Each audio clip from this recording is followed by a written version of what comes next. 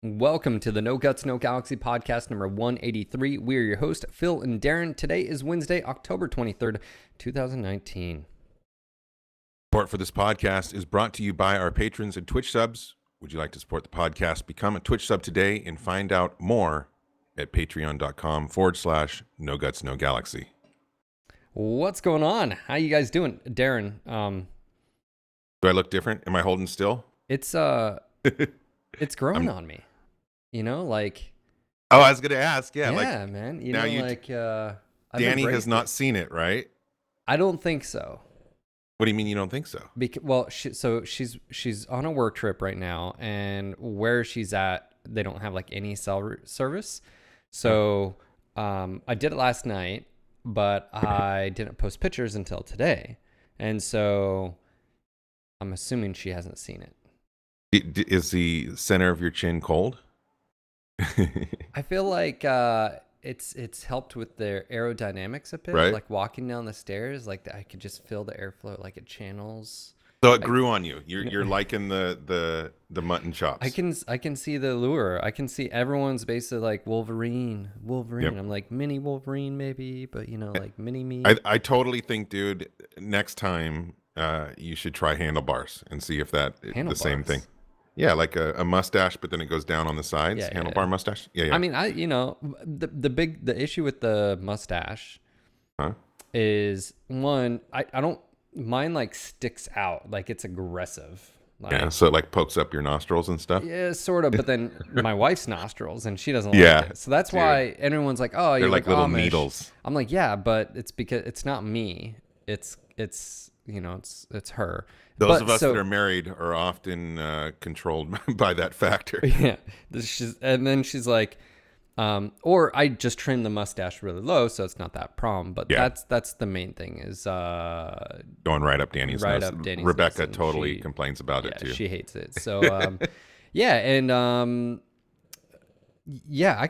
could see the handlebar. I don't think that, or you do the Muttonchops with the handlebar.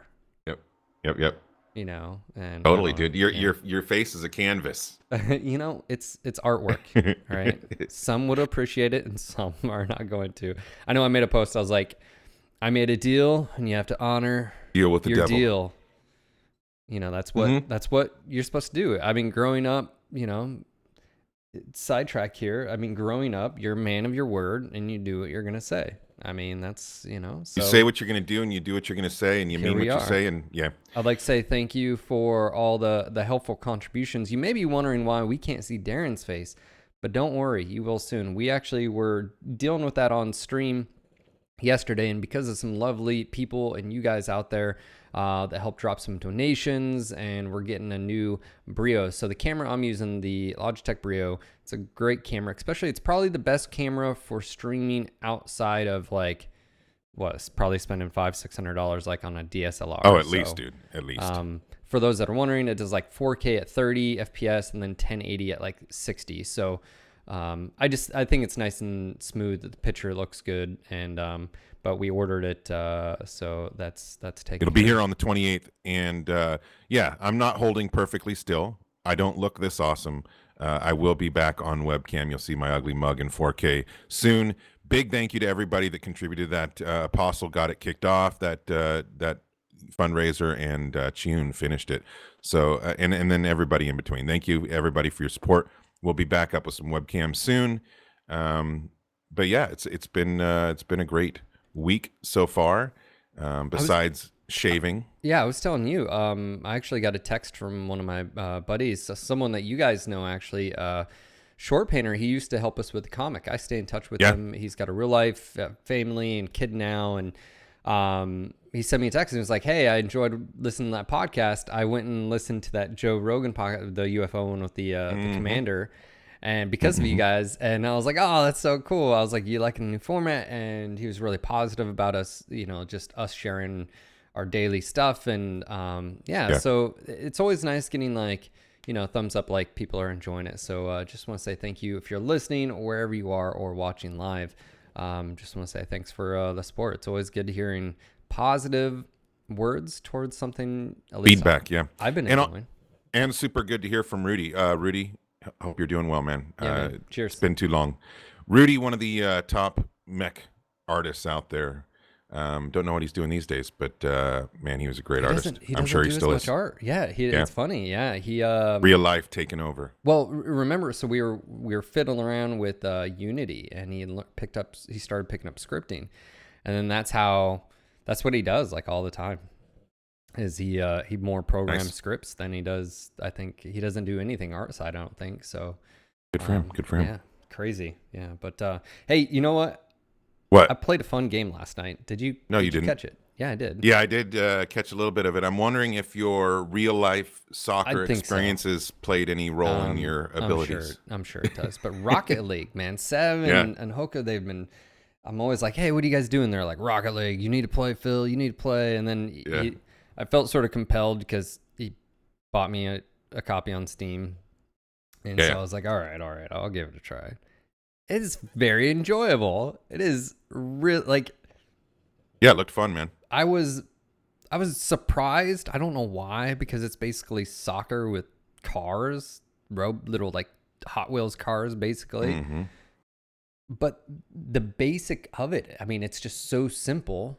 Ball, net, you got a team, they got a team, go. Like, and I can see why it's been so popular, and it remains popular, and so I think I'm going to be streaming that probably more. I don't know if it'll be, it's probably not going to be a daily thing, but. That's one of those situations where I feel like a developer took a chance. I mean, like, pitching soccer with cars to somebody, to maybe a financier or. I don't know how that worked. So they took a chance, and it could have completely, utterly failed because it's not the latest Battlefield or Call of Duty or whatever. But it totally took off. Yeah. Good for them. And we were talking about that as far as like the risk versus reward of games recently. What it was on stream. Well, they completely own the soccer with vehicles niche. There's no other competition. Niches. Yeah, that's what we were talking about. Like, no, most definitely. And I mean, what, FIFA? So I mean, that's the. Which I was totally, as far as sports games, I was totally into Madden back in the day because I played football. Yeah. I love football. Madden was awesome. It's huge. Yeah, but FIFA I never played, although I should have. But some basketball games were fun back in the day. Some baseball games. You'd have been a good goalie. Yeah. No, I'm long. Like, no, I know. Yeah. Like you. I played soccer when I was young, but I mean, You got to be brave as a goalie, I feel like. Dude, put like, your body parts in danger. Dude, someone kicking a ball at you at 90 miles per hour. And it's not like, I don't know. Just, I never liked being in the net. Nope. Another thing, too, is the one thing I've realized about Americans and sports, and it's something I don't like. And this may be you listening. You guys are nerds on a whole nother level. As far as sports? Yes, stats. I hate listening to NFL, basketball, baseball's just boring. But the stats, I don't know what it is, but it's like my father-in-law and brother-in-law, huge sports, everything and they know so many stats. They play the leagues online, and as far as like it's just I don't like listening to just said quarterback he's 55% efficient on his 2-point conversions and this and that, and it's just boom boom boom boom boom, and it's just like I just feel like it's ruined for the love of it. It's just about numbers to so many people.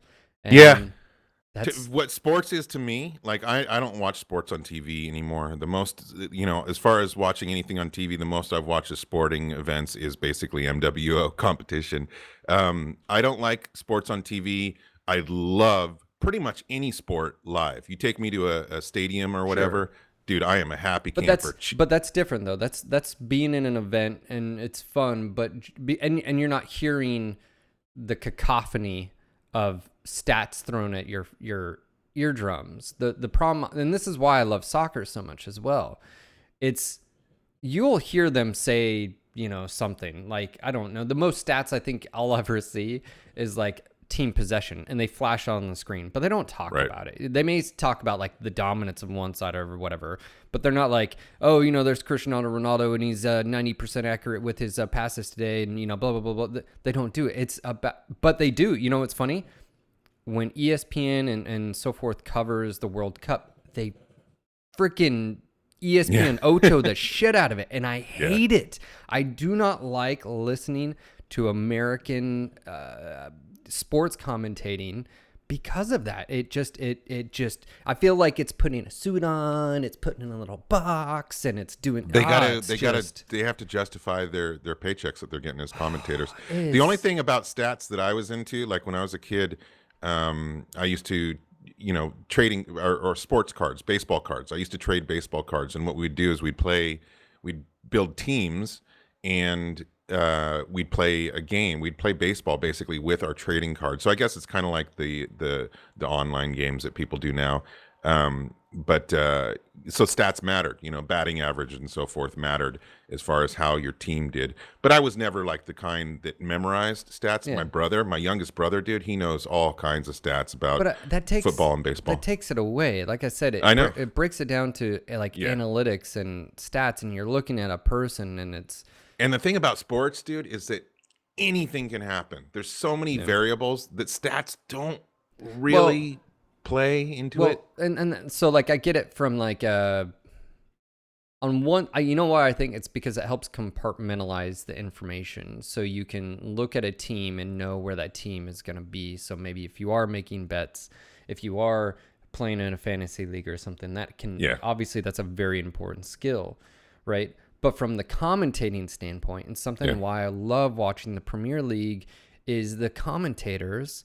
It's almost like an artwork of the words they use, the descriptive terms they use. It's like listening to a baseball match on the radio. You know, like back in the day, and even today, I think they have some really good comment. You know, like the pillbox of whatever they're called, guys, the shoutcasters, but it's one thing that I don't like about the ESPN Ocho. It takes away the passion for me, and it just blows my mind too, because when I'm listening to the sport, when I'm listening to these people too, is like it's so much information that anybody on the outside, let's just say you weren't a big fan of it and you're just coming to watch the game, you're just being inundated with just nothing but just numbers and numbers and numbers, and it's just like, Speaking of mind being blown, my mind was a little bit blown recently with a new movie trailer that came out. I was kind of impressed. You know which one I'm talking about? Yeah, you know what's funny is I was like, I'm not gonna watch it. I'm trying to, you know, like I was like, trailers are a weird thing these days, because back in the day, I know, neither can I. I ended up watching it, but you know, there used to be a time when you'd go to a movie. Now this is before probably most of your time, or some of you might remember. You'd go to a movie and you pretty much had no clue what was going to happen in the movie. Maybe there was a trailer out. Maybe it, you know, gave you a general idea. But so many trailers these days, they put the best scenes in, the best jokes. But they're deceptive too. They can be deceptive. It depends on who's obviously editing them or whatever. But trailers can be so spoiler filled. Yeah. And deceptive. Sometimes they put things in trailers that aren't in the movie. You know the latest movie with the space one with oh man, Brad Pitt. Apparently, I forgot what it's called, but the trailer and the movie, it's like it doesn't like my mother and father-in-law are pretty good at Astra, pretty good, you know, like you'll probably like it. Even my father-in-law, Mike, me and him have a lot of similar taste. He was like, don't watch it, don't go pay for it. He was like, what you see in the trailer is not what the movie's about. Yeah. And deceptive. And again, I feel like it's like it's not doing well. Obviously, I've heard nothing but negative about it. But yes, okay. So the trailer you're talking about is the Star Wars Rise of Skywalker or whatever it's called. Yes. Like there's been the teaser trailers coming out for a while. The last one, she's in the desert and she does the flip and the ship coming at her. But this new, and I guess it's the final trailer before the movie, pretty damn good. I mean, I have to say, it but kind of step got me a back. little The excited. last one Stepping too. back. The last one was interesting because it sort of almost showed like a dark, dark side A dark theme. of her though, and that's what people were like. It looked like her, and like almost like did she? But in this trailer, this trailer, it reminded me very much. It felt like the original sort of movies. Like I got that theme about it. The original sort of. Yeah. Well, it's obviously Abrams back in the director's chair. And I think now, obviously, there's all kinds of conjecture about what's going on behind the scenes with Star Wars at Disney. Yeah. I think the theme park thing isn't doing what it was supposed to do. I don't think the movies did what they were supposed to do, even though they're making a ton of money. Yeah. But I think there's positives, obviously, like Rogue One, great movie. Yeah. Even Solo was pretty good. I think The Mandalorian is probably going to be excellent. I heard it's going to be yeah. So there's been hits and misses, obviously, right? And so as far as the trilogy, I could take it or leave it. I wasn't like raging against the machine or whatever, like my childhood is ruined. My childhood wasn't ruined because I had my childhood. I got those original 3 Star Wars movies. I loved them. So my childhood is intact, and I can still go back and remember that and enjoy it. Unlike as far as our, new our series of the 3 movies, we got hosed, Yeah, like, you did. Sorry, Jar Jar Binks. Right. But as far as the new movies go, I'm at a certain time in my life where I can, hey, if the movie sucks, that's fine. I got a beer at least at my local theater while I watched it. Or if it's great, then good. There's a good movie. And I feel like this final one has the potential to be a good one. Yeah. But certainly looking forward to The Mandalorian. Even but I did. More I tried not watching. I think I lasted like 2 or 3 hours. And then because every single time I'd get on Reddit, every single time I'd get on Facebook, anything I would open up, boom, boom, boom. And I'm like, all right, fine. I'll do it if I have to. But I don't, it's weird because I feel like your statement has a lot of nostalgia in it. Like the reason why those 3 films were probably, they're amazing was your generation, that was your, I wouldn't say Matrix movies, right? The idea, it was your. Well, think about it. Some people it was Matrix. Some people it was Lord of the Rings. For me, yeah, it was Star Wars. It was Indiana what I'm saying Jones. is like nothing had been done like that ever. Like it was the first time sure. sci-fi film was put together in that light and quality and put up on the big screen in front of you, to where it was bringing a world that was like believable to you. Whereas like previously, no movie had done that. I mean, it was groundbreaking in that regard, right? Yep. Are we getting Yeah, I don't know what's going on. Just 1 second.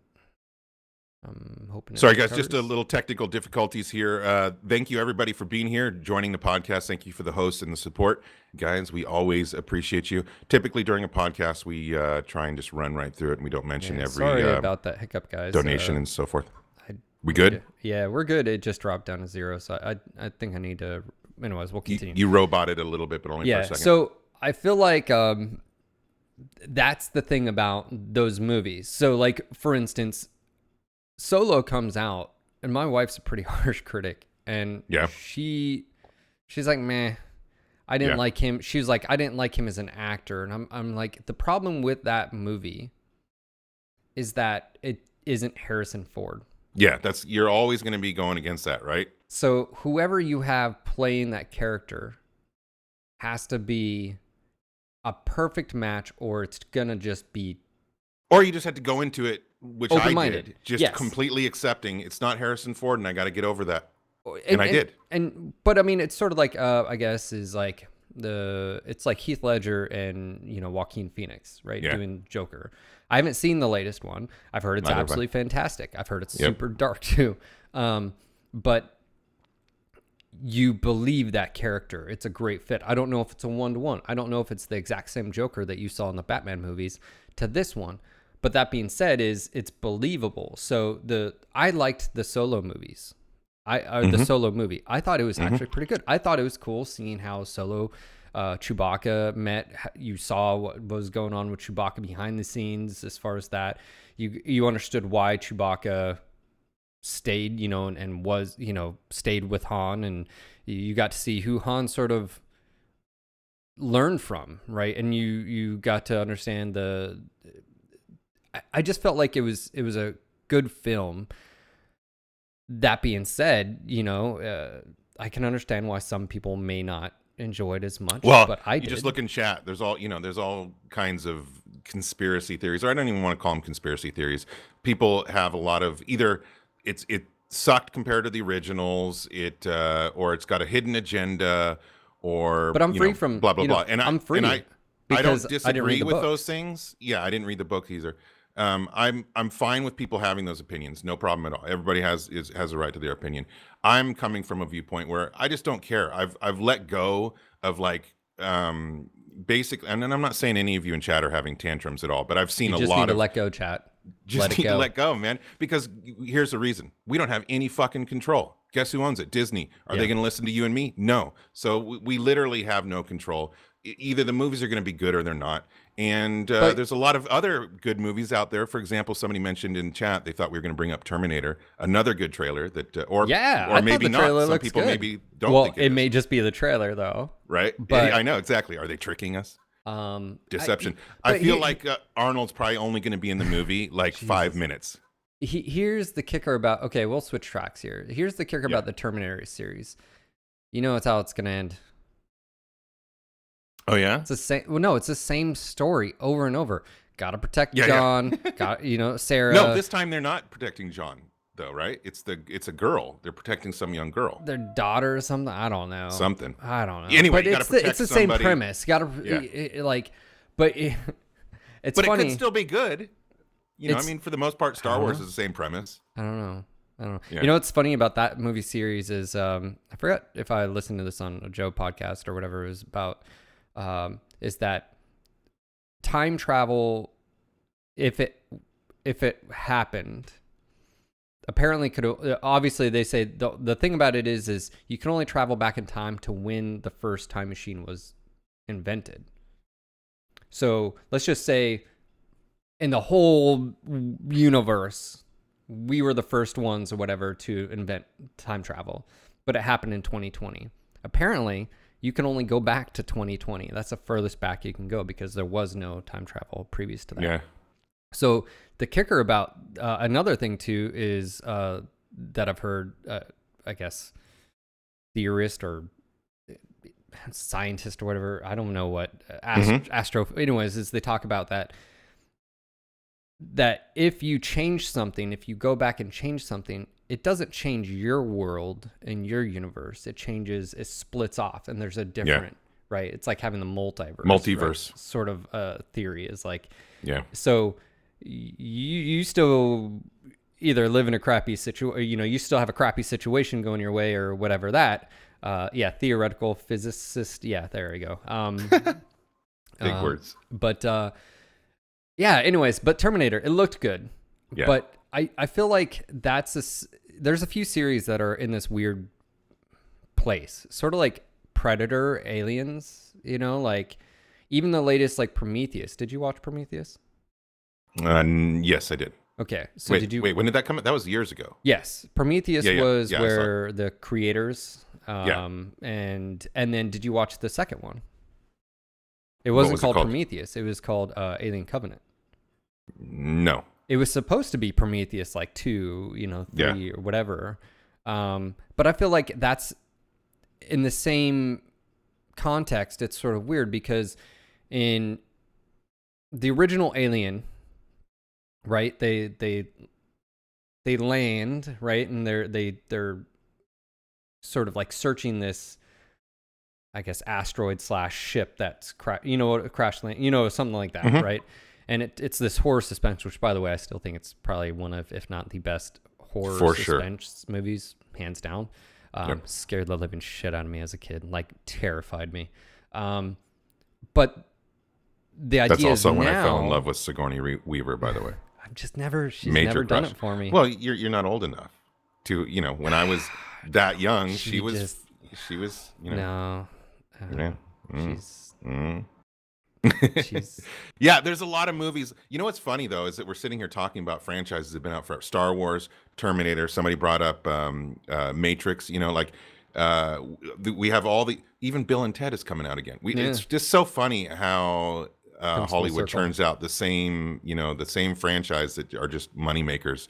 But anyway, I think there's a lot of potential good movies coming out. Sure, and, but I guess my point being with the alien stuff is I'm not going to let you go on this one. Okay. This is where it sort of screws it up. Is like, okay, so the latest Prometheus, right?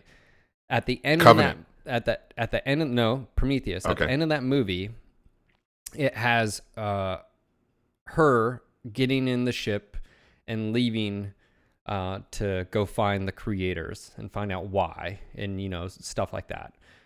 Well, skip forward to the Alien Covenant, and basically the spoiler alert, earmuffs, by the way, is Michael, basically the AI that we created, right? As far as the movie, humans created the AI. Yep. He creates the xenomorphs, because what he does is in Alien Covenant is they find Michael on this planet by himself, and he's sentient at the time. He thinks for himself, whereas the one they have, the upgraded version, he still has his restraints, takes his orders, right? And his orders are to serve and blah blah blah. Well, Michael creates the xenomorphs. So in Alien Covenant, it comes full circle to where we humans create AI creates the xenomorphs, which are like the perfect weapon / thing. And then it comes, I'm assuming this is before the movie Alien, right? This is a prequel, right? Basically, that's how the aliens are created, and that's how they're starting to spread in the galaxy, and we start to run into them and stuff like that. So I just felt it's like this circle, right? As we create comes AI, full circle. AI creates this, and then that destroys humans, or tries to, or whatever. I don't know. The whole alien universe is spaghetti in my head. I haven't been that into it to where I really try and make sense of it, other than do I enjoy the movie or not. Well, it's like the Predator stuff, like the Predator movies, or even Terminator. Yeah, it was pitched of the aliens were used as sort of a they were already like the aliens and predators are a species, and predators use those as like a warrior proving, like, right, we're going to drop you on, testing, you're going to prove that you're a warrior. If you survive, awesome. If you don't, then you weren't worthy, sort of thing. And in the Alien Predator movies, that's how it was shown, as like it's been going on for millennia and in human history past. Well, now that this happened, as far as the new stuff, that just destroys all that, because xenomorphs weren't created, as far as we know, until later on. So then, are they ever going to create an updated Predator and sort of timeline and fix that? And by the way, too, like, the Predator movies were violent as shit. I didn't realize that until you go back and watch the original, and it is like, wow. It's funny sometimes in terms of political correctness.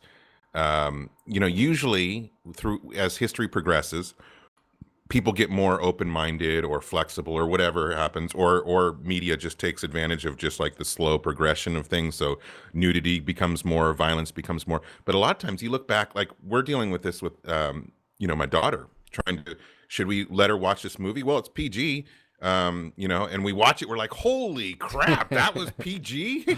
Like movies made back in the day, things that they accept, so it's trippy. Obviously we're in a time period right now where, a lot of things are controversial, being politically correct.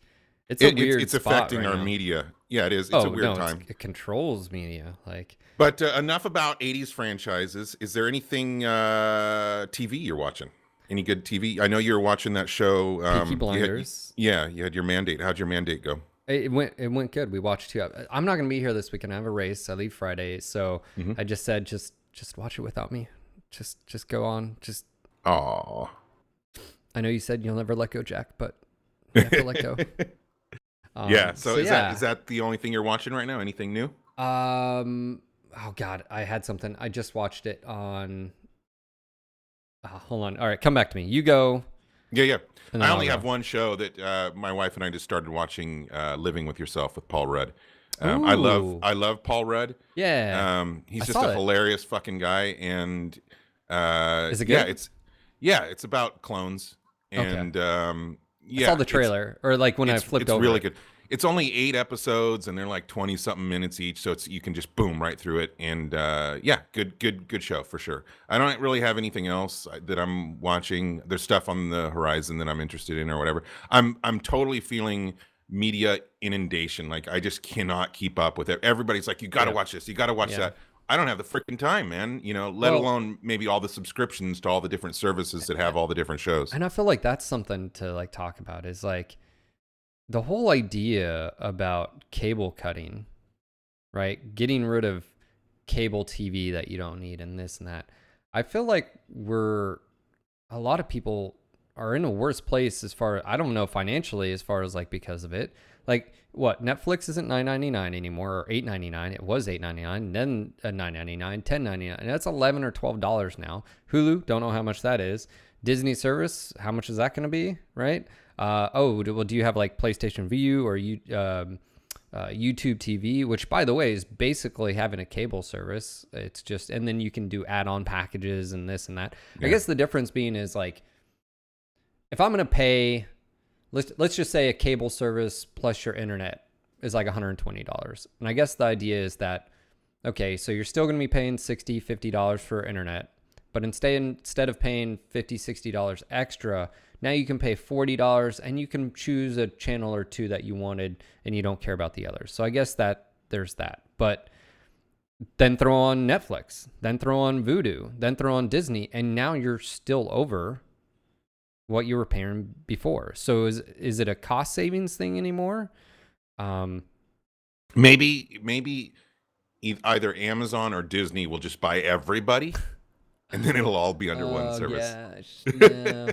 Dude, who's like, gonna win? Have you seen there's infographics out there of basically where it shows who owns what and what the conglomerates are. And it's pretty crazy. There's stuff you don't realize as far as who owns they own who. everything. Yeah, like I know. The amount Disney owns, like insane. If you go to like the food and stuff where like Coke and Pepsi and stuff like that, like, and then who it is. Yep. You don't even realize the magnitude. And they don't want you to realize. Like, it's like, oh my gosh. Like, but I can't think. I just watched something that I watched El Camino. That's what it was. Oh, yeah. We were talking about that last week. So, yeah, El Camino. It was okay. And what I mean by that is I just felt like it was a continuation of basically the series of what happens. Oh, spoiler alert. Yeah. If you don't want to hear about El Camino, mute up and right Breaking now. Bad, cover your ears. It wasn't, okay, I'll try not to do any spoilers, but it just, to me, it was a movie that could have basically been the end of Breaking Bad. Like that, and which I think it was the intention. Yeah, like, I guess. I don't know. But, I mean, I think people who just wanted more of the TV show are pretty much happy with it. They needed a closing. They needed closure. What happened to Jesse? And there, one, I always think he got the short end of the stick. I mean, you get what you get, I guess, and and at least he's not dead, right? At least he's not dead. Maybe it would have been better if he would have died. I don't know. A lot of people died in that series. It was okay. It's worth a watch on Netflix, of course. But I went into it thinking, well, and again, spoiler alert, earmuffs. My thoughts going into it before I watched was, you never actually saw Walter White die. You never actually did. He was on the floor bleeding out. You saw police get there, stuff like that. So you actually never saw him die. So maybe, just maybe, he's a part of this thing, or what's going to happen? Is he, what about Jesse? And then I will say that the movie definitely shines light on Jesse is almost the victim, if you will, to a lot of this. And like throughout the series, you felt bad for him sometimes. He just did stupid shit. Like as a young kid, and of course, his girlfriend, ODing, and I mean, just these horrible things happen to him, and he just gets dragged along sometimes, and he does his best. But I think the movie, if anything, is you get to see that Jesse was put, like, he would have been better off just getting killed at the end. I think he would have, or even, it was, so I don't want you mentioned YouTube. Yes. And their service. Weird thing happened to me on YouTube recently. Yeah, you were talking about that. Yeah, I mean, I know there's a lot of, again, going back to conspiracy theories, right? Because, hey, if you don't have a conspiracy theory these days, you're left out. But I think, it's the same applies to Facebook and Twitter and everybody. There's a lot of people assuming political agendas or something like that. I mean, I see, left wing complaining that they're getting censored. I see right wing complaining that they're getting censored. Sure. And everybody thinks that their side is the only one getting censored. I have no freaking idea who's getting censored or anything like that. And I've never had anything like this happen to me. But I've subscribed to probably, 100 different channels on YouTube or whatever. Sure. And just a couple weeks ago, I was realizing that a few of my channels, they weren't popping up on my feed anymore. And I was like, why aren't they coming up? And I was searching down. And then I went over to the channels that I subbed in. And I realized like 4 of my channels I wasn't subbed to anymore. And they all happened to be my political commentary channels. And it just kind of, I'm not assuming anything. I have no freaking idea why or how, but I certainly did not unsub from them. And those are the only 4 channels that I got unsubbed from. And like, I just don't understand that. And it does kind of piss me off a little bit. Like, who's deciding, like, how does that happen? Is that YouTube decides? I know, but what do they go in and say, I'm not going to let you sub to this? No, I just can't imagine that. No. So like, I just don't understand how that's happening. I do have a theory, but I need to ask you a few questions. Were you using the NGNG one? No, this is my my private one. I was going to say, then that would explain something. Maybe I saw because you unsubbed. I unsubbed it. Like no, this was totally on my own. But like, okay, so in that case, this is a broader topic, which is like Twitter, Facebook, and YouTube. I mean, really, the thing that sucks about them is you're using their service. And one of the things we were talking about, me and you personally, which was,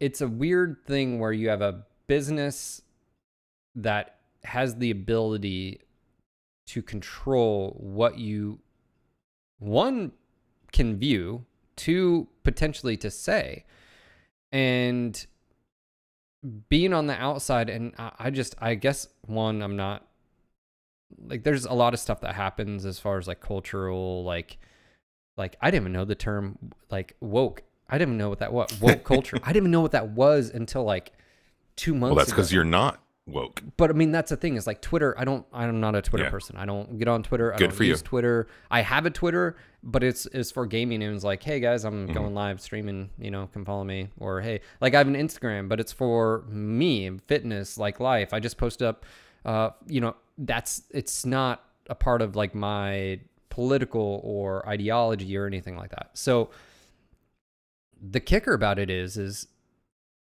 YouTube is the ability to control what people see can influence a lot of things. I mean, you were talking about is stuff that happened, on Facebook, and regulations as far as like ads and groups being created to potentially, create turmoil, and Twitter censoring people for saying stuff, when at the end of the day, do these companies fall under, and should people be able to be protected under our country's laws? And freedom of speech is one of the big things, because like I didn't realize like Canada doesn't have a freedom of speech. Like that's not a thing. Canada doesn't have that. I don't know if they have something similar in their constitution or whatever, but as far as like, like, so, which is surprising. I'm like, that could, there's good and bads to freedom of speech. And I will say the good is that everyone should be able to say and believe what you want. The difference, though, is I don't have to listen to what you have to say, and I shouldn't be subjugated to what you have to say if I don't, want to. But I don't know, man. Do you feel that, let me ask you a question, because you are a little bit older.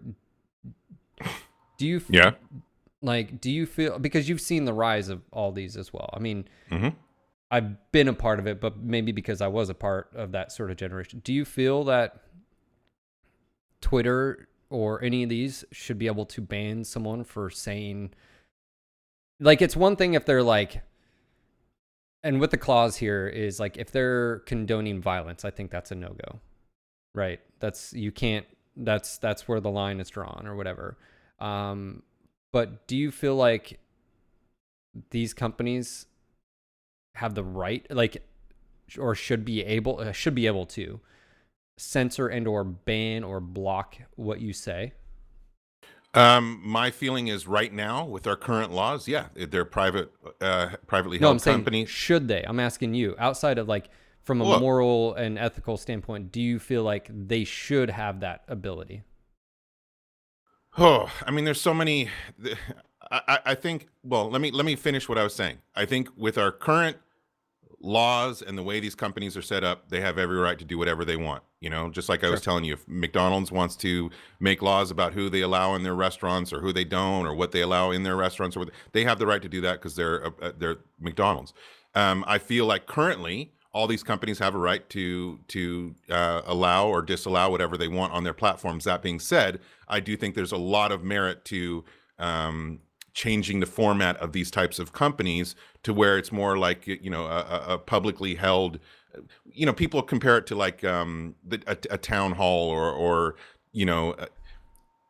I think this is something we've never dealt with in our entire lifetime, right? Obviously.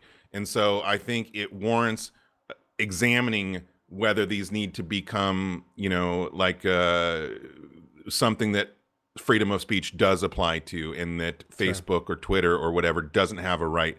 But I think in the current situation, they're completely rightfully doing, not rightfully, they're legally able to do what they're doing. That being said, though, it's aggravating the shit out of me, because I don't mind if, for example, I go to YouTube and they decide what videos they want to put at the top of my feed, whatever. It's their business. I can be upset about it or not upset about it, but I'm not going to say that's against the law or you're treading on my rights or whatever. However, when you unsub me from a channel that I sub to, that's crossing a line for me. Like, fuck you. I subbed to that because what if they unsubbed me from a channel that I loved, but I didn't realize they unsubbed me, and then for years I don't get that content and I miss out on it because I didn't realize they unsubbed me. That pisses me off. And I'm wondering if there's an explanation for your problem. I'm wondering if, who knows? I don't know. Like but that is odd, right? I mean, yeah, but I do think that certainly we're going to have to address this. Our country is going to have to address this. Is Facebook, do they have the right to do whatever they want to? Obviously, some weird things have happened lately, like with Trump running his ads, with Warren Buffett. I mean, not Warren Buffett, with Elizabeth Warren running her ads. They both put up ads that had lies in them blatantly, and Facebook allowed both of those ads. Yeah. So it's just kind of weird. We're living in a time where things can be faked, wherever, everything's fake news, everything's whatever. And we were talking about this, like, if you're just a typical person who's not maybe a news junkie or whatever, who doesn't want to put in hours of time to research shit, we don't know where to get our news from anymore. Because who the fuck's telling the truth? I don't believe Fox. I don't believe CNN. So who do I believe? There are news networks out there that I think are pretty legit, but I think the problem with them, as far as the general populace, is they're boring as shit too, right? So we've grown accustomed to this 24-hour news cycle where everything's got to be made a big deal. Then you could argue, then don't we deserve what we get? Like, pretty much. I think that's across the board. Humanity deserves everything we get, whether we're talking about climate change or the politicians we vote in, or of course we deserve what we get. Hopefully we can take control of what we get. Well, me, I'm you know me over the years. I'm very much an optimist. So yeah, and I'm not. I'm kind of a pessimist. Well, I'm an optimist, but I also know reality in some regards. I think we're fucking doomed. like- And I hate saying that, but I've told you that for years. I think we're fucking I don't doomed think because I don't we're think humans. we are. Yeah, I don't think we are. But it's sort of like when I talk to you about anything gun control or stuff. I'm very much an optimist. Let's not go there today. Well, I know, but I'm very much a realist when it comes to certain. I'm already things, worked up. right?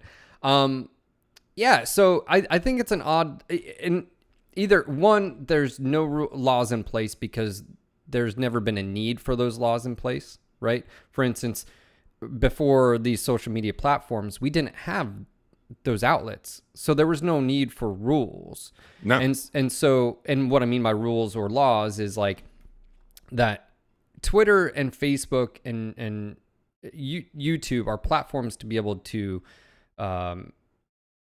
have I would say content would be more like YouTube, but I guess the idea that like there was no need for discourse. It's really a way to and so communicate with each other. It's more of like a public service now. Well, but if it's a public service in a private thing, then you're sort of subjugated to those companies and what they believe. Now, I've listened to a lot of podcasts talking about this particular subject where, like, is it in the best interest for these companies to be either left or right or centrist or blah, blah, blah, or to control and blah, blah, blah.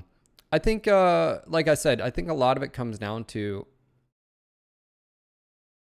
go and create relationships in person.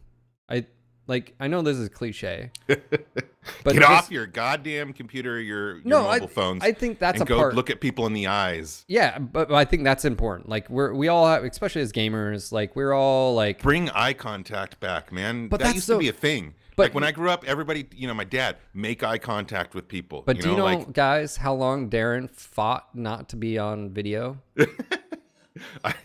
Yeah, but that's not the same. No, dude. that is in person because it's a social thing. I can thing. make absolute eye contact with anybody. I'm totally comfortable in social situations, talking to people. But I grew up, being taught that. I know, but my human interaction. Sure, but that's my issue is that as gamers, and streamers, we still have this wall in front of us. Like when I'm streaming, I interact and I get to know the names of who's in chat. I know who Trouble is. I know who Strongpaw is when they pop in chat.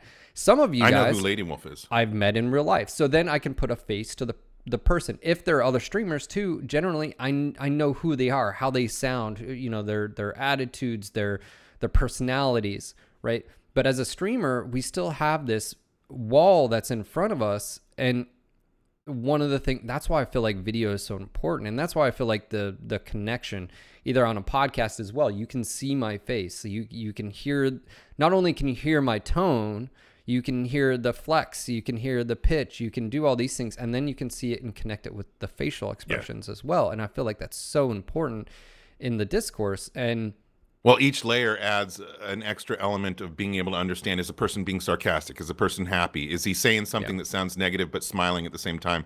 When we're just texting each other, it's really hard to read that kind of stuff. When it's just audio, it's hard to see, it's hard to understand sometimes. So I agree. Having a webcam is super important. I'm glad we're doing it. And I will have my 4K webcam on the 28th. We'll have to Thanks be stuck to you guys. With this image next to me. Hey. But it's to sort of round off that, I think we're in a time that interesting. It's times, like adolescence. Man. It's like adolescence with something still. I mean, same thing with like your generation is really bad about social media. Like I've noticed this with a lot of 40-plus-year-olds. 40-plus-year-olds that they didn't grow up with Facebook or MySpace or things like that. And so where kids nowadays, like my little brother and sister, they don't do Facebook. Like it's just like, and same thing. Like I'm over Facebook. The only reason I fucking have it is because of what we do, right? Yeah. And so the generations above, I would say my generation, which would be yours, some of that is how they communicate, or the acknowledgement that communication via those mediums isn't always the best. Text messages are fucking horrible. So that being said,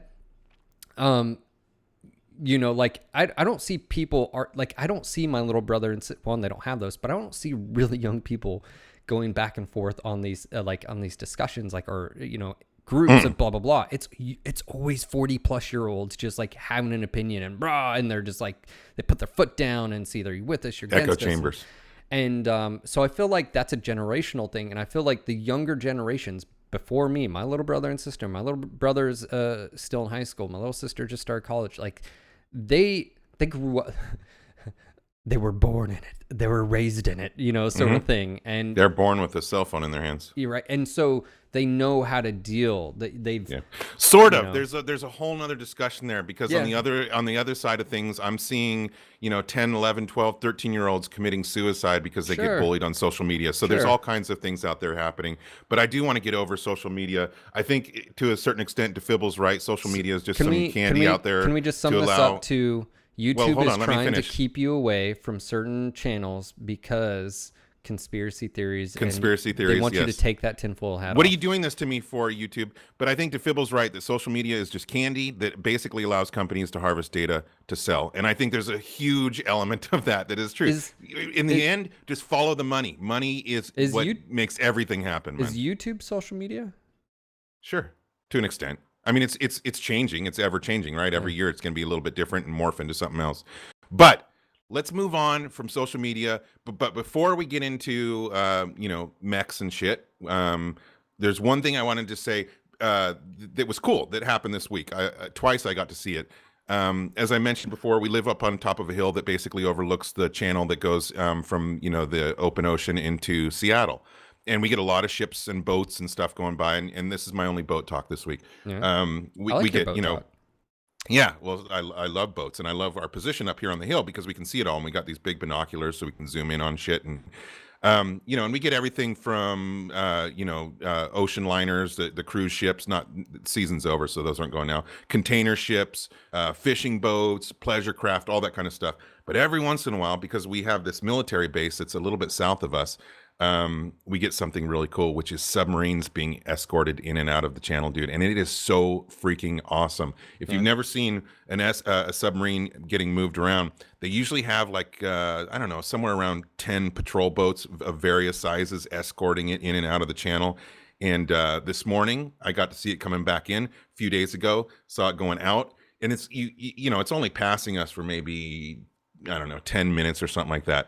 But dude, submarines are so cool. Ever since I was a little kid, I've always wanted to be on a submarine. They're massive. They are huge, dude. You don't realize and how you can big they see, and in the way you can tell the scales, you can see the boats that are escorting them in and out, because they've usually got these little, you know, outboard motor boats, probably 5 of them. They're like the fast attack craft or whatever. Then they've got some medium-sized boats escorting it, and then you've got the submarine, which is just freaking massive. And anyway, it was exciting. I got to see that this morning, and just something cool. I don't know why I want to throw that in there, but it was something I saw and appreciated. Is knowing that if the naval side of things has had any weird stuff happen to them. You know, we were talking about the because all those sightings, there's a lot of water-based sightings as well, and I mean, obviously they can't see it with their eyes, but like, did they? But maybe on the radar, or I don't know. Yeah. It'd be cool if Rogan had somebody on there that did have some experiences like that. Yeah. All right. Good combo about that stuff. Yeah. Sorry, I got sidetracked there. All right, so we've got MWO. We got a few things. We had a patch yesterday. Probably I think the biggest thing out of it that would affect you as a player is probably the faction play rewards update. So make sure to go read up on that. I mean, we get the sales and we get events all the time. So like that's a thing that just happens. But as far as like that faction play and then the Solaris 7 kickoff event and stuff like that, but the faction play rewards are probably the biggest thing.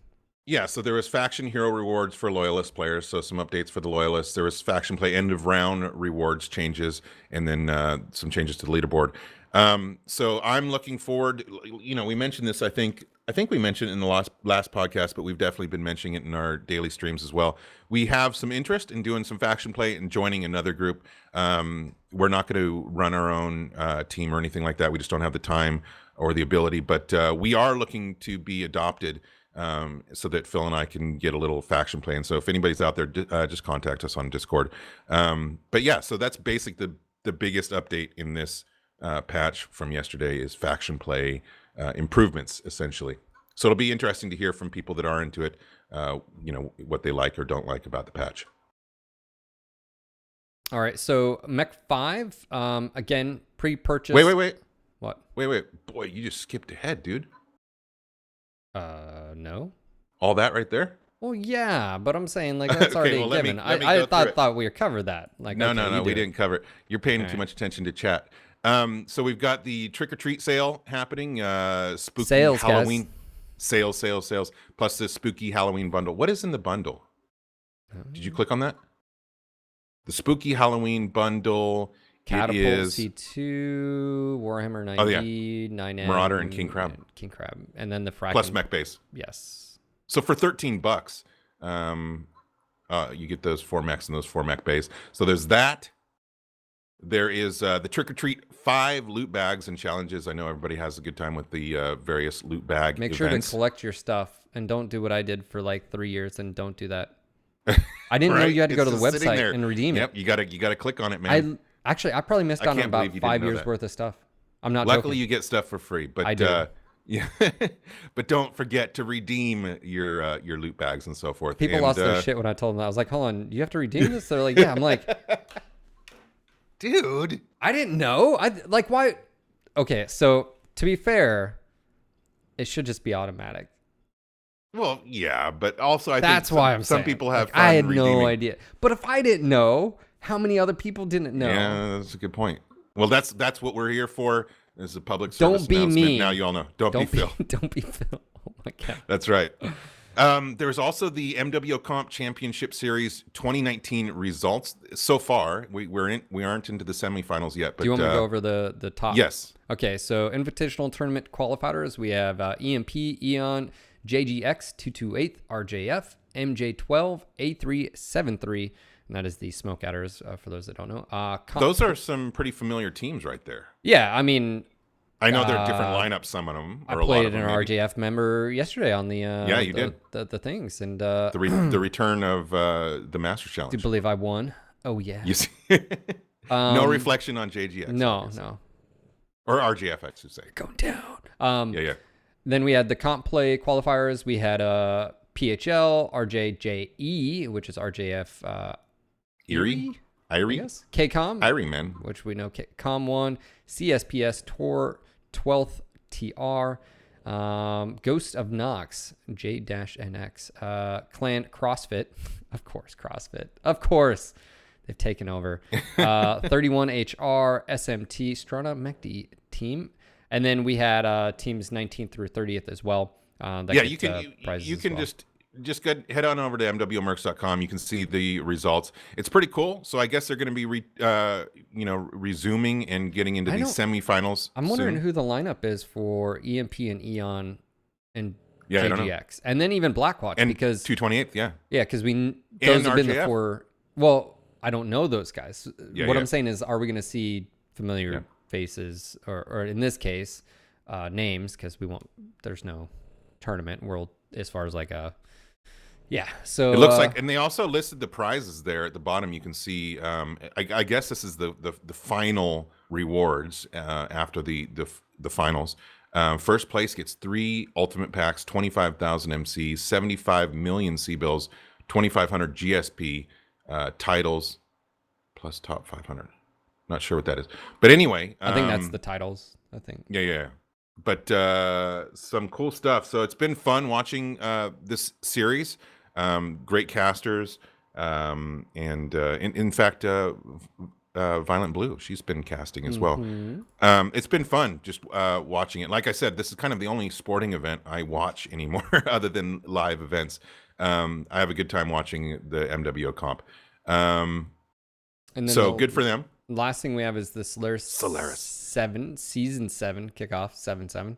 Yeah, so I know Star Wolf and Lady Wolf are going to be streaming the kickoff of Solaris 7 season 7 tonight on their channel, so be sure to check that out. And we do have a little bit to do with Solaris now, in that we've revamped or revitalized, whatever, relaunched the Masters Challenge. We're doing that on Tuesdays now.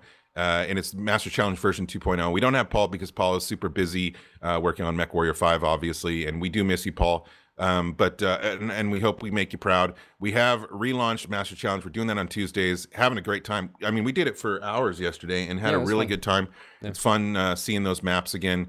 And we may also work some 2v2s in the actual Solaris queue. And it's funny because I had Bear Claw pop in my chat last night when I was streaming, and one of the things, because I was saying one of the issues they had back in the day, which is that with Bear Claw and some of the others, were like they had to try, like, as far as like, if they picked Assault, then it'd always be Annihilators. They didn't have a choice. And one of the things I pointed out was us doing, I get a chassis ban, but I think another thing too, what we can do is already have a ban list already from the beginning. So like, for instance, I could have banned Annihilators, Cataphracts, stuff like that, and then those won't have to be my choices because they're just automatically banned. And the reason why I like this is because it keeps it fresh. You don't see the same thing. I can variety, man. And that's a big thing, is like, if you just keep it to what mechs are just best, that will narrow down things very quickly. And to me, it's boring.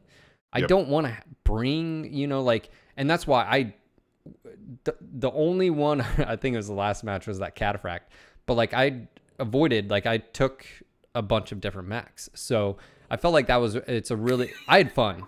You did end on the 4X. I forgot about that. I did. Yeah, but no, I thought it was great. It added variety. Again, we do it for fun. It's not about being super competitive. I mean, obviously there's an element of competition in there, but it's for fun. They get a choice of weight class. I get to ban one chassis, and then you're picking the map. Sometimes you screwed over a few people because like it was like, so and that's fine. Obviously this was the first iteration. We will refine it as we go along, but we had a great time. We gave away some mechs, and we gave away anybody that beat you got some stuff, and then also we did some giveaways in chat. So we had a great time. We're going to keep that in our repertoire of things that we're streaming every week. So glad you guys enjoyed it. Let us move on to MechWarrior 5. We can move on. Now we can move on. All right. Basically, there's not a lot to say, right? No, there hasn't been anything from last week. So it's still available for pre-purchase on EGS. We do it. Yeah. It is October 23rd. It's getting closer. Yeah. Like, there's that, right? Tick, tick. Time is ticking away. Every week that goes by, we're a week closer. Yeah. Guys, I'm ready to see the stuff Russ was talking about, like the trailer and Yeah, he did say marketing kicking off November. Yeah. I know it's funny he says that, and then like people are like, why haven't I seen anything? It's like, guys, he did say. He said November. But that being said, Darren and I we're in the same boat. We want these things. We want to see things. It goes back to the movie trailer thing. Like sometimes, right, creating the hype. And spoilers. He mentioned hype. And I think that's very important. And I think sometimes the benefit of the doubt is they are a small studio, right? Creating that hype. They're not a Modern Warfare is coming out tomorrow. Like the budget for that, is monumentally bigger, right? Because you're talking about this bigger studio, bigger franchise, blah, blah, blah. And so anyways, we're waiting as well. And like literally, guys, just so you know, we have not played MechWarrior 5 other than MechCon. So like we are in the exact same boat you guys are in, waiting as patiently as we can, chomping at the bit, but waiting patiently. Waiting impatiently, yeah. That's true. Also, the launch event is selling out. I think last time I saw it was like 70% of the tickets are selling or whatever. Have sold. So I don't know if there's a number up, but I think that was the last tweet that Matt sent out. It was 70% or something like that. So if you want to get your tickets, get your tickets. Moving on to BattleTech. I'm excited about this. And of course, we're talking Harebrained Schemes, Paradox, BattleTech. Some of you maybe caught the live stream from PDXCon. Why am I happy about this, Phil? Why do I particularly like the heavy metal patch? Number one, because heavy metal, that's my music. So I'm down with that. Sure. But number two, it's Alpha Lance, man. Yeah, sort of. Yeah. Half of the Alpha Lance. Sort of. Well, it's the unseen. It is. So the Archer and the Rifleman have been officially added or will be officially added to the game, and then I guess the Warhammer and the Marauder are going to be free DLC later, which sort of goes back to their promise because that was part of the Kickstarter. Yep. Right, but and then all the legality stuff that we can't talk about. But that being said, other than fuck you, Harmony Gold. But yes, it's I shouldn't have said that, but I did. I'm excited because of that. But obviously, we're also getting the Flea, the Assassin, the Vulcan, the Phoenix Hawk, which is awesome. The Annihilator. It was weird seeing the Annihilator on that stream. And the what is this mech? I don't know what this mech is. I've never heard of it, Phil. Are you talking about the baby shark? Yeah, the bull shark. Yes. So Harebrained Schemes is creating kind of a la 100-ton PGI creating their mechs. Yes, HBS has created a mech. It looks 100-ton freaking mech. Yes, it's bull shark. But we don't know anything. We don't know details. All we know is we know it's called the bull shark. Yeah, yeah. So that's kind of cool. A part of me, and I give the same like in the back of my head. A part of me,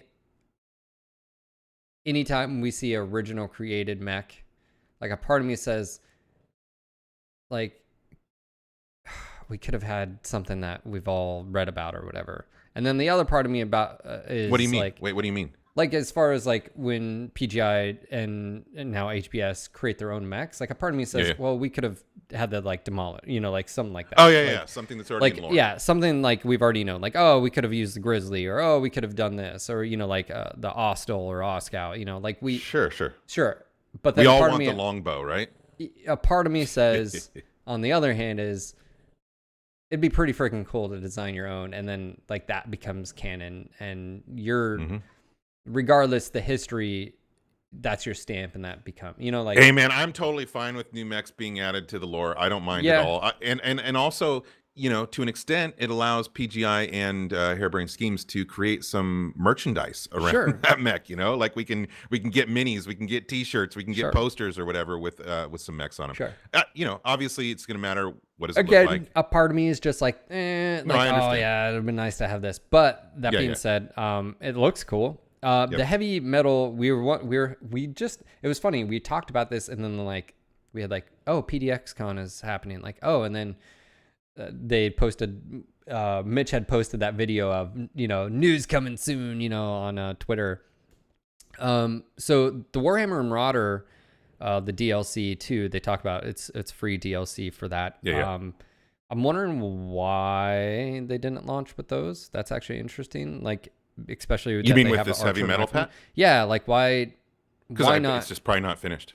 They're just probably not done with. But the Marauder the Marauder was in way back in the day. The Marauder was in the game. Right. I remember that. Yeah. So who knows? Maybe it's just another. Well, it's a hype train. Sure, you can make. They're gonna release the Warhammer and the Marauder together. That's gonna be a big deal to some people. And that's a lot better than I guess. I don't know. Yeah. I mean, you'd have to, if they wanted only 8. Okay, so we also have 8 new weapon systems. Nothing crazy, especially if you play the mods. Do we know what the weapons are? There's a list. I want to say LBs. It was LB 20. There was a few that there was one. It was a artillery cannon basically. So there was a few new, but I say newish because the mod scene has introduced a lot of stuff as well. Yeah, of course. Everything we're talking about here is official, as opposed to mods. Other than we do have something to say about mods. And then what was I'm excited about this, dude. Yes, the small mini campaign-ish introducing basically the player to the Wolf Dragoons, and that opens. I love Wolf Dragoons, man. That's I'm super stoked about that. I can't wait to play that. Sure, and that opens the door. Again, my theory is the next big DLC will be the clan invasion. Ooh, that would be awesome. Or it could be a succession war. They could do because depends on how long they're gonna, drag it out. But also, which hopefully it's as long as possible. Yes, but I also feel like that could be the succession wars. I think would be cool. Especially with how the sandbox thing they're going with, maybe conflicts break out and you want to be a part of that as a mercenary group. And there's, big anyways, there's a lot of stuff that on a side note that I think they could go with the game and I'm really excited for. And because they had a lot of cool ideas, but some of them got put to the side. Like, for instance, having like multiple drop ships, or, like you could send this group off and it takes time to travel, or could you have potentially multiple jump ships? I don't know. Like, and, I think there's mods now to where you can have more than like 4 mechs too. Is that something, blah, blah, blah. And so, yeah, so. Yep. That'll be pretty so cool. The heavy metal update that's coming November 21st. And very much looking forward to it. There's going to be that. And then right around the corner, dude, around the corner is Mech 5. The last thing on the heavy metal that I'm intrigued about, because I've been very critical of this, native mod support. Now, we don't know what the hell that means. We need to get Mint to clarify. Yeah. Because I think what they're saying is native, which is native to the client, which means it'll be, this is my theory. Toss this out there. Paradox is known for games like, I don't know, City Skylines, so forth and so on. It's on Steam. It would be very smart. Steam Workshop. Like, dude, Steam Workshop. It says native, is which so means easy. it means native, which means it's part of the client, I think. It's not no more where you have to go to Nexus and stuff like that. Right. And which is fine. And the mod community, I think they're probably, I do know this for a fact. There are developers that are part of those Discord groups that are in there and listening and watching and interacting and helping. Like when some of the patches would break things, they were in there. And there's a lot of cool stuff. That being said, one of the biggest issues I think I been critical of the game is I feel like they should have had this on the get-go. But that being said, just like we know why they didn't. Well, just like how we know, as sometimes things have to be cut because it budget, didn't fit. Time constraints, budget, developer size. So it's that's big. And what we're assuming is that launches. We don't know if that launches November 21st as well. So I need to clarify. Like, I don't know if that also means native mod support on the 21st. I don't know. And they didn't really say anything other than that. So very cool. Heavy metal update plus native mod support. We'll see. We'll get more info as we're getting closer, but very much excited about that. Now, we tricked somebody because when we said BattleTech, they thought we were talking about tabletop. Well, now we are going to talk about tabletop. How do we distinguish that? Isn't that? I think it's cool that we don't. Because we say BattleTech the game, but does that mean BattleTech the tabletop, right? Well, there's BattleTech HBS and there's BattleTech Catalyst. So now we're going to talk about BattleTech Catalyst. They do have a Kickstarter update. Did you read that? Yes. What's going on? So this week, it's new maps are being shown. Basically, the one we saw, Hilltops and Rolling Hills, and this was Barren Lands 1 and 2. Which are nice. I will say this though, as a tabletop player, the one thing I was always impressed with, and this doesn't have to do with the Kickstarter, have you ever seen where you can actually build basically these maps with basically like plastic or whatever, where it has like depth, like you actually create your own map, like in a 3D environment, basically. Oh, you're talking about computer based. No. I'm saying real life. They have like these hexes that you basically. It's like having a 3-dimensional hex. I always to me. I've always wondered like, why don't they do that? Why don't they offer? I don't know if it's like it doesn't, there's not enough return, or if it's, especially with 3D printing now, like how, I don't know, man, easy or quickly that'd be able to do, like I don't know. Yeah. Foam core or, 3D hex, stuff like that. But those always, to me, just look so freaking cool. Of course. I've also seen people not even use hexes at all. They've built their own battlefield and battlescape, like using almost like 3D just models and stuff, and they use like a ruler to measure the distance and stuff. I've seen that as well. Rabbles, yes, it's coming on the 28th. You'll see my ugly mug in 4K soon. Yes. Yeah, I mean, look, dude, I love everything that's coming from Catalyst right now. I haven't seen any 3D renders in a while. I've been missing those. Last week. Yeah. Well, so a week is too long. I need it, every other day at least. But it's cool seeing. I love maps as well. Yeah. There was actually, yes, I totally missed that. There was actually more of that. They showed and I'm looking at it right now. The Direwolf, which I love. I think it's the Summoner, the Stormcrow, which I'm of course a fan of, Shadowcat as well, and then the Miss Lynx. That's the Clan Command Star Pack. So they showcased those two. So I missed that. But yeah. Yep. So good stuff from Catalyst. They're continuing their Kickstarter updates and just good stuff. Good stuff. Totally. And I think that's it as far as MechWarrior and BattleTech. Yeah. Do you have anything else? No, other than, this next 2 months is going to be exciting. With BattleTech, the launch too, that'll hold people over, I think, too, as well, to, the launch. And what did they say for Mech 5? Was it the 26th?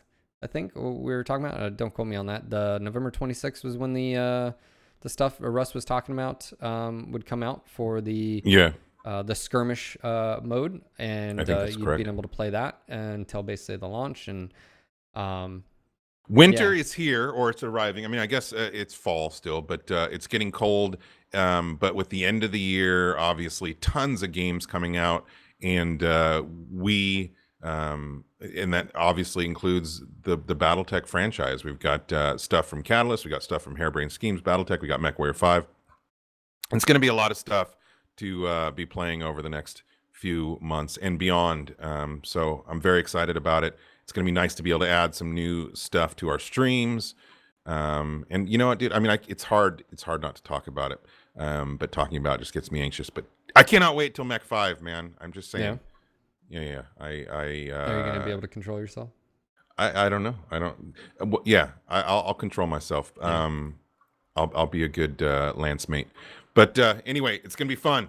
I'm looking forward to it. It's gonna be a fun few months. And by the way, they did say Russ did mention that it's as far as their goal, you'll be able to play co-op when the skirmish demo happens. It's not even beta demo. Goes live, so you'll be able we will be playing with you guys out there in chat. We can't wait to group up and have some MechWarrior 5 fun. Yeah. So anyways, just want to say thank you again, guys, for hanging out. This podcast is supported by you, the viewers. Please consider supporting us in a variety of ways. Speaking of which, we did have a few people, quick shout outs to Jaywalking Penguin, Cyclone, thank you for that raid, and Orion as well for that resub. Speaking of subs, you can subscribe to our channel right here on Twitch. Up in that corner, you just click that sub button. We've got different tiers for everyone. It really does help support us. Plus, you guys get kickbacks like some pretty awesome emotes of Darren's face, all that fun stuff. Sorry about that, guys. Irby stuff. And then, of course, you can become one of our patrons. Check out that link. Merchandise store. And then, of course, if you are going to shop on Amazon, maybe you're upgrading your rig for Mech 5 or just in general, maybe it's getting a few years old. We have an affiliate link. You just click through it. Maybe you're going to buy something for the family for the holidays or whatever it is. You're going to get your new pair of shoes or boots, or in this case, some beard oil for Darren. Use that affiliate link. We'd appreciate that. And I could use the oil. Be sure to check out our website at NoGutsNoGalaxy.net. Check us out on Twitch at NGNGTV, YouTube at NoGutsNoGalaxy TV, Twitter at NoGutsNoGalaxy, Facebook at NoGutsNoGalaxy Podcasts, SoundCloud at NoGutsNoGalaxy, and for all the latest and greatest in mech porn t-shirts and mugs, be sure to check out NoGutsNoGalaxyStore.com. This was your local No Guts, No Galaxy MechWarrior podcast. Signing off for tonight. This is Phil. And this is Darren. Until next time, Mech Warriors. You got it perfect. I totally saw Wasn't it. that like, yeah, absolutely, 100%. I'm so proud of you. I didn't do it at all.